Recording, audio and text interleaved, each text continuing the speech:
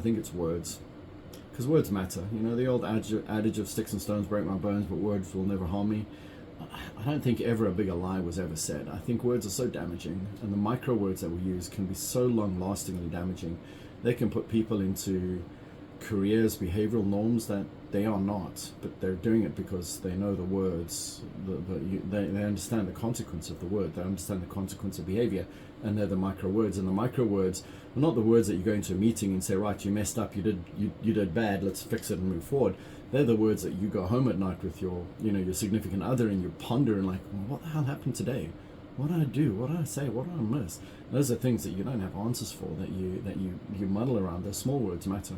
So I think the hardest for us to do is, as a leader, when you're under pressure, how do you behave when you're under pressure and the proverbial paper's going to hit the fan? How do you behave in a way that is identical to the way you would behave when you're celebrating and having a good time, and I don't mean the party and the euphoric, I don't mean to be dismissal, but I mean how are you calm, collected, presence of mind, deliberate, careful of the words you're using, inspiring, encouraging? How are you that in the worst of scenarios? Because when you can find that balance as a leader, that's tough. So I think the words are the hardest part in that, in those three. That makes sense.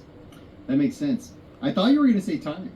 I really did. Time is beautiful. Time heals everything. Time gives, some people embrace change quickly.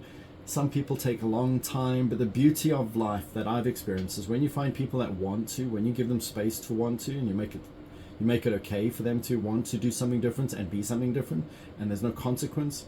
Time is amazing. Time is, it's an antidote. It's an antibiotic. It's an amazing thing. People who resist today, give them time, give them the right insights, give them the right words, and time will be the magic pill that brings them along. You can't rush them, and everybody to their own. No one knows what I've been through on my journey. No one knows your journey. And the key is to work with people through the sum of the journey, not try and interrupt the journey. You're going to work with the sum of what you got. And if that's not sufficient, then you need to consider whether you should be working with that person or not.